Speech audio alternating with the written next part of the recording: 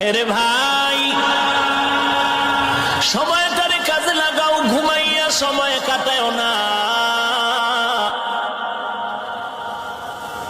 তুমি আজকে সংসারের জিন্দেগিতে পাও রেখেছো, তোমার সংসারটা যদি সুখের করতে চাও, সংসারের মধ্যে সময় লাগায় দাও, স্ত্রীর পেছনে সময় দাও, কাজ করো, দুজনের সমন্বয়ে কাজ করতে থাকো, দেখবা সংসার ফুলের মতো হয়ে যাবে।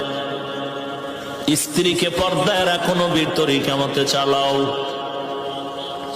স্বামী হিসাবে স্ত্রীর ভূমিকা পালন করো, স্ত্রীর উপরে তোমার যে হক আছে তা আদায় করে দাও। স্ত্রী মা বাবা ছেড়ে তোমার ঘরে আসছে,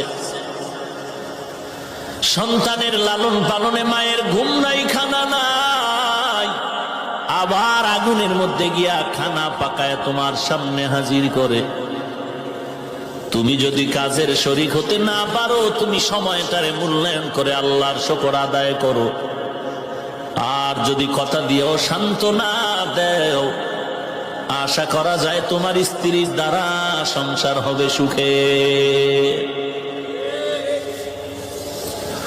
আর তুমি এক রাস্তায়, স্ত্রী আর এক রাস্তায়, দুইজন আর দুই গাড়ি, টেলিফোন দুজনারটা বিজি, কে আমেরিকা কে সুইডেন কথা বলতেছে। এমন একটা সময় এসে যায়, ফুলের মতো সংসার সাজানোটা ভেঙ্গে চুরমার হয়ে যায়, একমাত্র স্ত্রীর প্রতি স্বামীর সময়ের মর্যাদা না দেওয়ার কারণে। স্বামী হইয়া স্ত্রীর মর্যাদা দাও, তো স্ত্রীও তোমার সম্মান বজায় রাখবে। তুমি ভালো ফল খেতে চাও, ঘরের মধ্যে ভালো গাছ লাগাও। ভালো সন্তানের আব্বা হয়ে যদি কবরে যেতে চাও, ভালো মা ঘরের মধ্যে নেওয়ার চেষ্টা করো।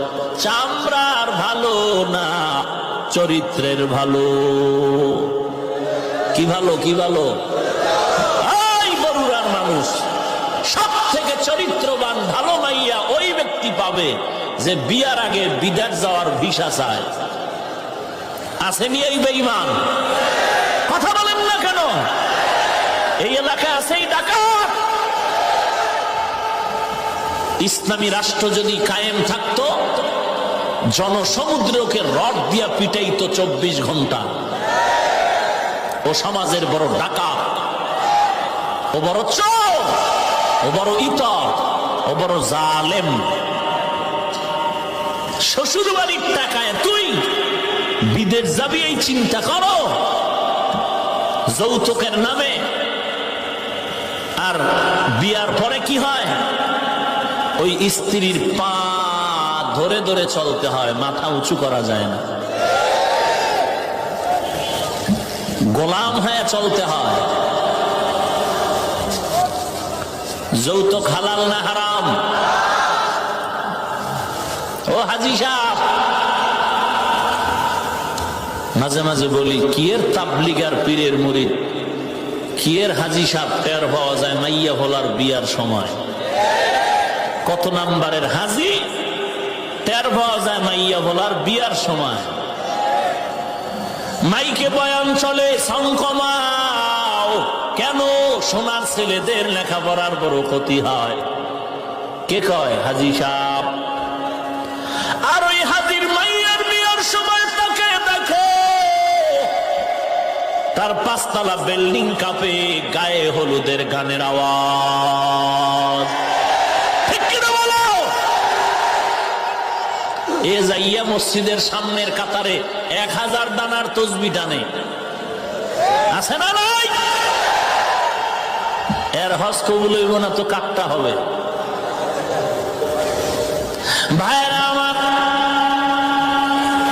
হাজি সাহেব কেমন তোমার ঈমান? ইমাম সাহেব যদি বলে, হাজি সাহেব সাউন্ডটা কমায় দাও, কিসের এত আওয়াজ হচ্ছে রাত 12টার পরে? হাজি সাহেব কয়, হুজুর আপনি কি দাওয়াত পান নাই? আমার নাম মাইয়ার বিয়া।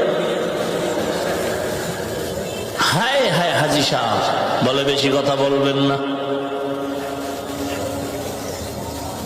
ইমাম যদি একটু বেশি কথা বলে, সূর্য ডুবার পর উঠার আগেই গাট্টি গোল, ঠিক নেই?